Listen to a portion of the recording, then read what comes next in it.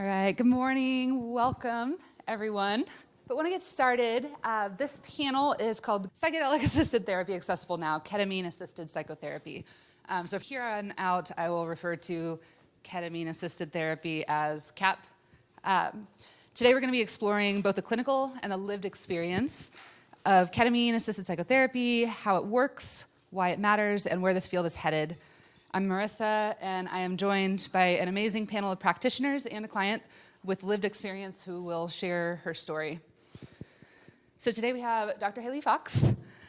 She is an integrally informed psychotherapist, writer, and affiliate faculty at Antioch University. She's a licensed to practice mental health counseling in 3 states, holds an LPC supervisor designation in 2 of them, and is board certified in art therapy, music therapy, psychedelic-assisted therapy, and telemental health. Her theoretical orientation is grounded in archetypal psychology, including the role images play in human experience. Dr. Fox lives in the Ozarks, where she operates a solo practice. And Chiwoo Choi is a licensed professional counselor and founder of Becoming Truest Self. He specializes in helping clients break free from depression, trauma, and codependency. He is a ketamine-assisted psychotherapy clinician with Thrive and Be Well, offering support to clients in Missouri and Kansas. He sees CAP as a powerful tool for guiding people back to self-love and authenticity. And finally, Tamala lived her adult life in Arizona. She received Outstanding Journalism Graduate while earning her bachelor's degree with honors. And then while working on her master's degree in educational leadership as a single parent, she created and formed the advising unit of the Northern Arizona University Honors College. Today, she will contribute to our understanding about the client experience and changes possible with ketamine-assisted psychotherapy. After having a lifetime of trauma response symptoms due to growing up in a toxic familial environment, Tamala felt stuck in a trauma response until starting this treatment 6 months ago. Her physical, mental, and spiritual changes in that short time are phenomenal. Tamala says it's been life-changing. So excited to hear about all of their experiences as clinicians and as a client. I'm going to start down the row, starting with Dr. Fox. What inspired you to study psychedelic-assisted therapies? Oh, okay. Thanks. I'm kind of a late bloomer psychonaut. I didn't even, can you hear me okay? I'll hold it closer. Okay, I never even smoked weed until I was 42, and then it was just one try, and I didn't like it. But about 2000, I encountered someone in my doctoral studies who has become a best friend of mine, who was very deeply into working in the underground with psychedelic medicines. So I was really introduced by her, and since then have I guess I was also led in part by my experience as an artist. I'm really familiar with working in the imaginal realm, and as I started experimenting with different medicines, I saw that it was kind of the same thing. Images were coming to me just in a different way. So that's what led me to it. Wonderful, thank you so much.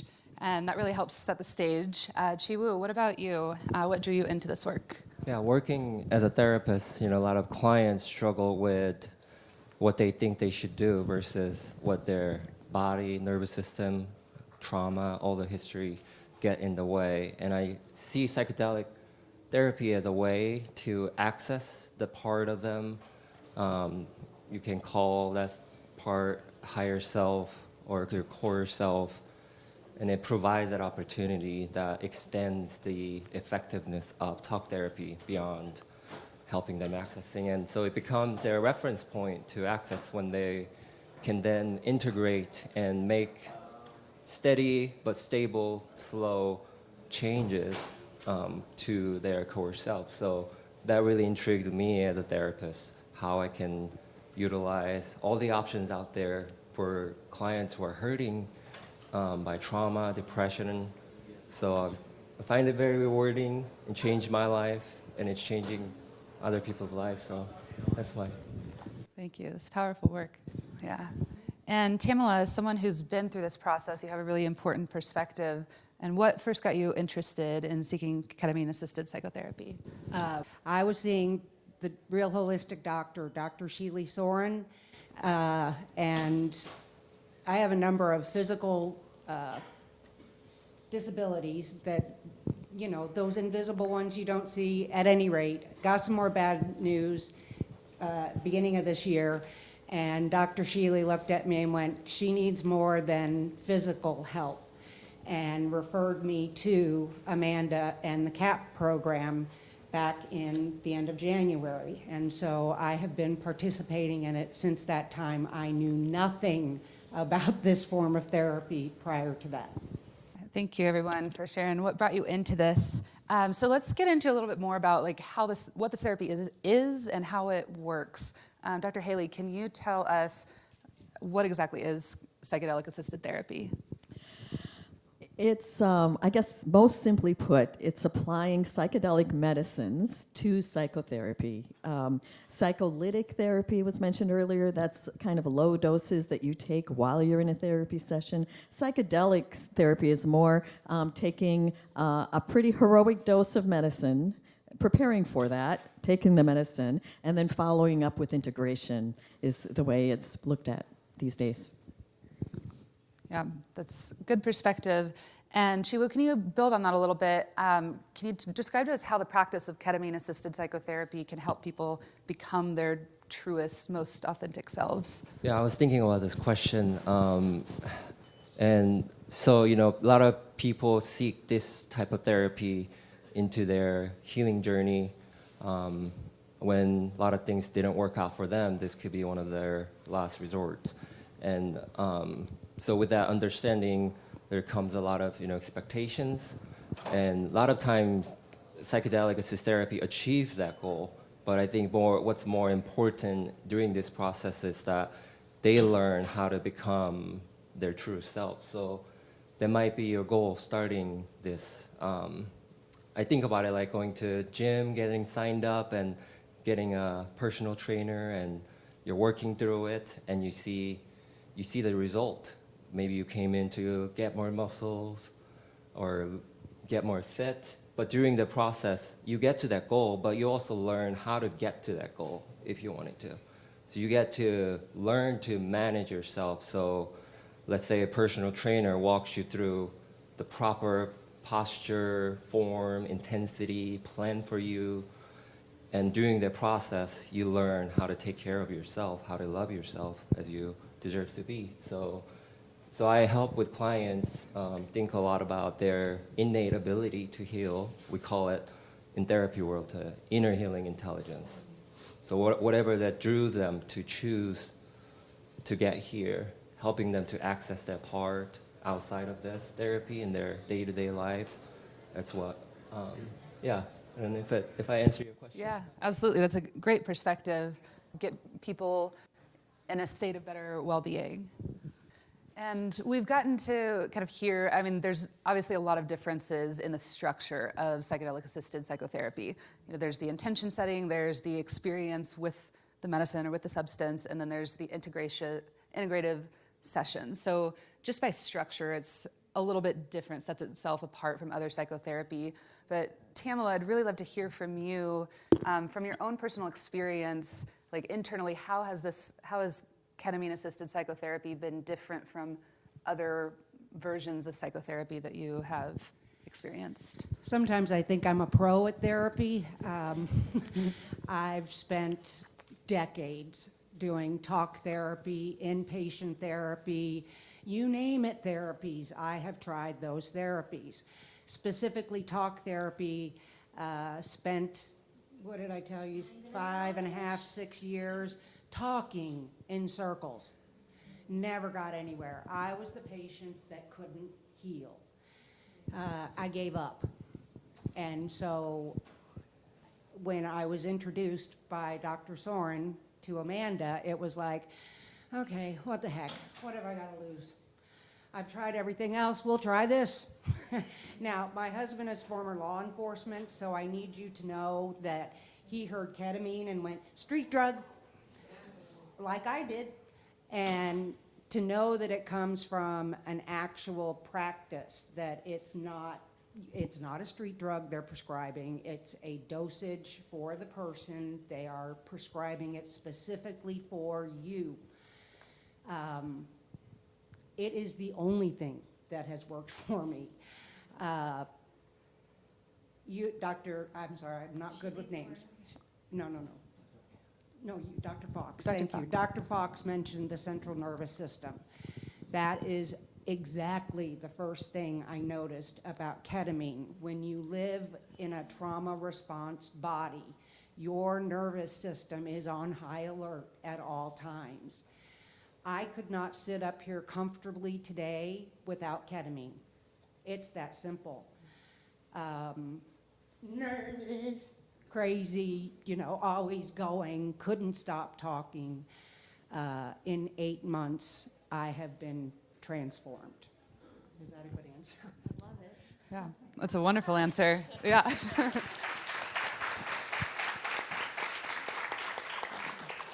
Yeah, thank you for sharing that perspective.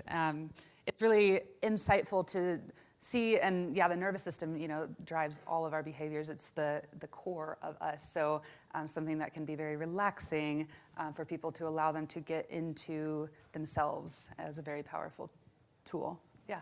Yeah. The other thing ketamine does is it brings one present like I have never known before. You're not living outside of your body anymore. You are integrated into your entire being. When you calm that central nervous system down, you can start accepting parts of you. You can look at that past pain and go, oh, it's just a memory. It's not going to kill me. Yeah, thank you for that addition. And we are talking a lot today about ketamine-assisted psychotherapy because that is what is legal and accessible now through psychotherapy and through certain degrees that enable people legal access to do that. But also there are other medicines available, and I would love to hear you all's perspective of how you see that moving forward in the future. And Dr. Fox, what psychedelic-assisted therapies do you have your eye on in the future of care for patients in the Missouri community? Yeah, I'm particularly optimistic about ibogaine. We haven't started clinical trials in Missouri yet. I think that's coming. About $40-50 million were awarded in Texas to start ibogaine clinical trials. Incredible promise, especially for opioid addictions, and we know that that's pretty problematic in our state, in our community. So I'm encouraged to see that moving forward. I see more and more of an appetite that's favorable towards psilocybin, which is another really promising medicine for lots of different mental health needs. I'm still hopeful that MDMA will come through and get FDA approval at some point. It's been really powerful for PTSD and for couples work.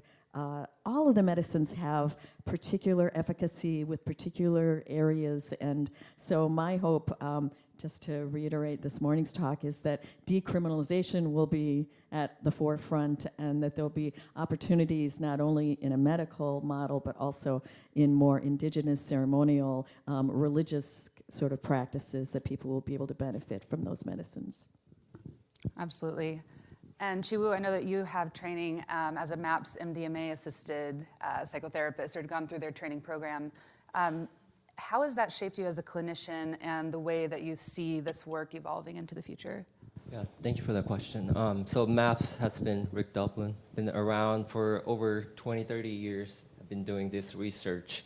So they allowed us therapists to get trained. Once the FDA approves this therapy, then there will be lots of demand. So they're preparing professionals to be there. So as one of the pioneers in this path, they are laying down, what it should look like and trying to respect, kind of, you were describing, Dr. Fox, about the community centeredness, how their cultural expectations. So MAPS has put lots and lots and lots thoughts and ethics that we should abide as a therapist. So they talk a lot about touch in therapy settings, it can be such a hot, controversial topic, but also really crucial when a client who has an attachment trauma needs the immediate support.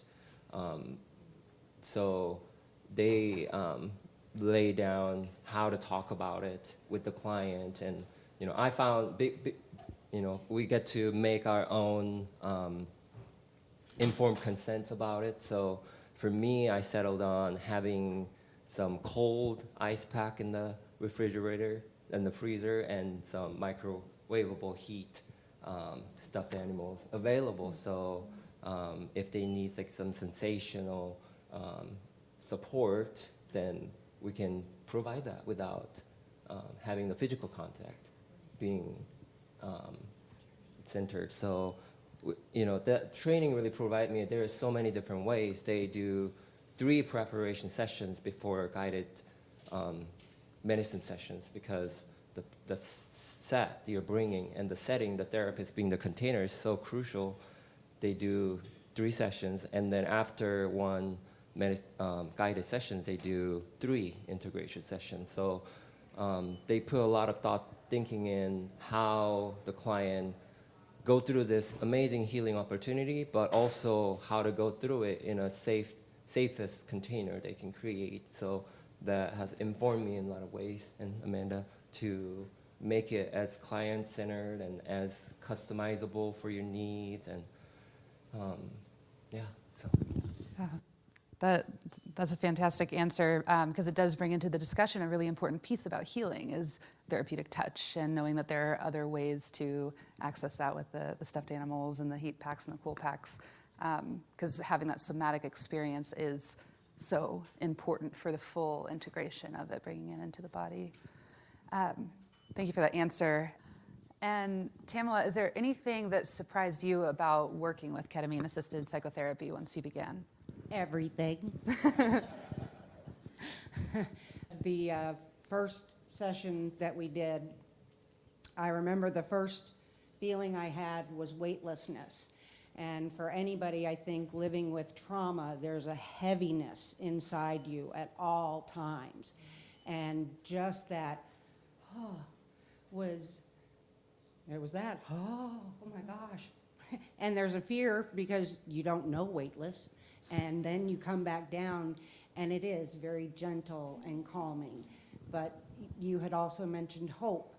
I didn't know I had given up on hope until I started the ketamine. And I got my hope back and went, oh my, I'm present and hopeful. Life might actually be good. So.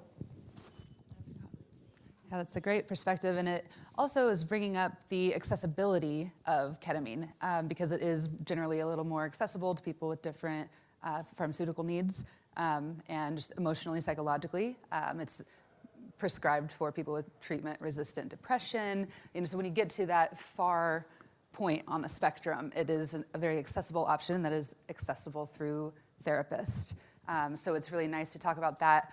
But on the topic of accessibility, what concerns, Dr. Haley, do you have about accessibility to psychedelic-assisted therapies?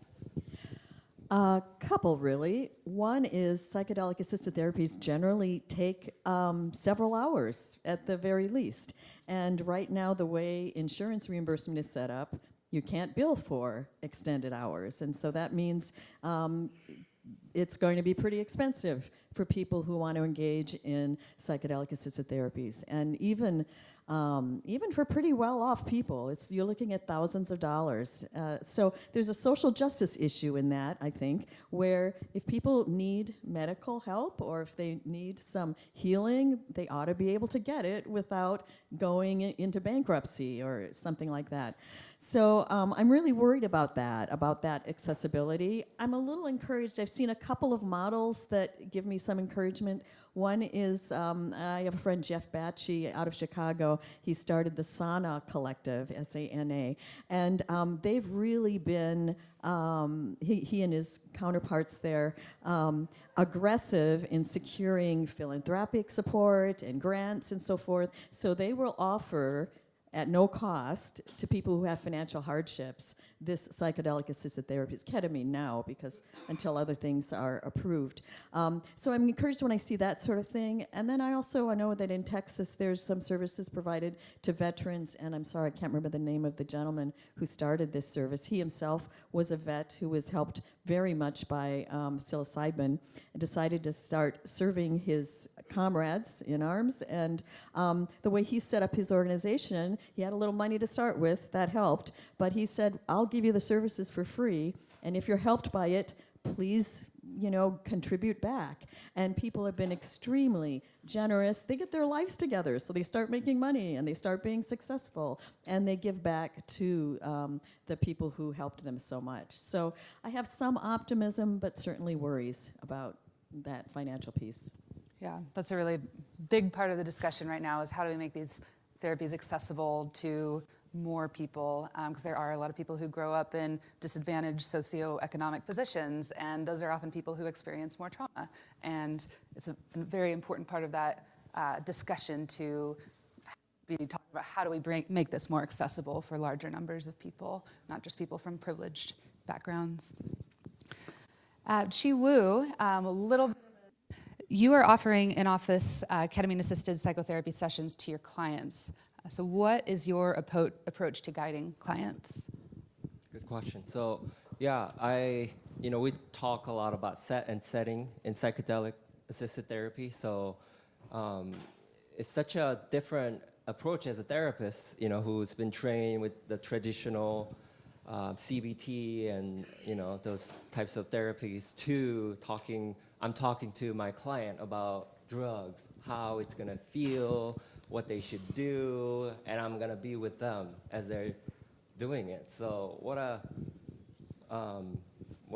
jump, and what an exciting opportunity as well, the fact that we could access that part. So in person, like I mentioned earlier, I do provide like physical support. We provide eye shade and blanket and nice couch so they can lay down, or they can bring their journal, and we set music that evokes emotions and make the environment more comfortable. So yeah, I draw a lot from the MDMA assisted therapy, the guide tools, and yeah. Does that answer your question? Yeah, absolutely. And Tamala, what types of changes have you experienced through the course of this treatment? Physical changes. Ketamine for me began with, like I said, calming my very overreactive nervous system. Once my mind could accept that my memories or my past would no longer harm me, my body started relaxing. And once you shut off that central nervous system, it's like the body wants to get rid of that trauma. That's the only thing I can describe, because I just started needing to stretch. My husband's like, what is she doing on the porch out there? I was stretching out my trauma, I swear to goodness. That's the only way I can describe it. So physical, I've only lost 2 sizes. My husband's trying to keep up with me, because as I lose the trauma from my body is responding. Mental, I'm clear, I am present,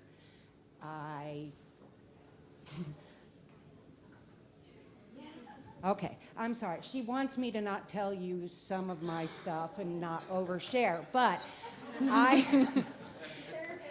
the trauma survivor in me wants to tell you everything. I have an inoperable brain tumor in what the neurologists call the worst real estate possible. That I am alive today is a miracle. That ketamine has transformed me in 8 months to be clear again, to feel like I have my brain back again, is indescribable. Relational, my husband's out there somewhere, hopefully he'll back me up. I think we're doing better. I am not afraid to speak with him. And for trauma survivors with attachment disorders, speaking, even asking, is there milk in the refrigerator, can be fraught with, So I've learned to relax, and learning to relax, I'm able to open up with him more, and he's able to see me better. And part of that too was realizing I had an entire friend group that just needed to go. They weren't growing, they weren't advancing, they weren't moving. And so you find you have to shed the past, literally. Motivational, well, I'm here today speaking with you, so we'll just say that. Creativity, I pulled out colored pencils and drew a teacup. I haven't drawn in ages, 20, 30 years. And we did say earlier, I am a journalism major. I have not written in 20 or 30 years. And I am beginning the process of writing a book about my life.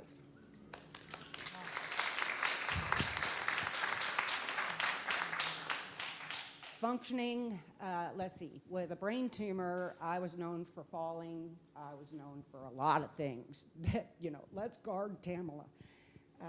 They don't have to guard me today. I'm fully balanced. I'm fully stable.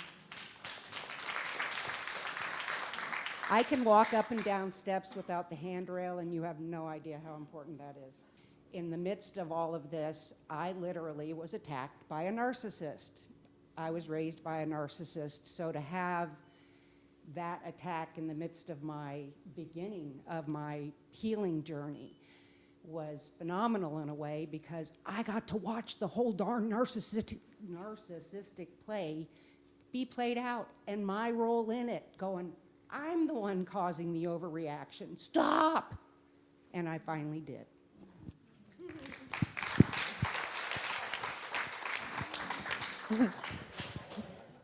Oh, and adjusting to retirement. There is one thing I wanted to say. I know we talk a lot about the investment, and yes, it's expensive, but how much money do you spend on other things when you could save the money for this and invest in this monthly? We put money into things that we could be better invested in ourselves, and so the investment is worth it if you want healing of mind, body, and spirit. I heard once that psychedelics, depression brought them to psychedelics and they found God. That is very true. And I wanted to say about ketamine specifically that for me, this is not a quick fix. It is a long-term solution. Wow. Thank you for sharing that incredibly insightful perspective. It's really nice to hear how much it has opened up your life. And I would love to open up this space, hear what is alive for you all. Does anybody have any questions? Yeah. Okay. Well, thank you all so much for being here, for being open, asking questions. Thank you to all of our panelists. Commander Tom coming up next, and then we will break for lunch.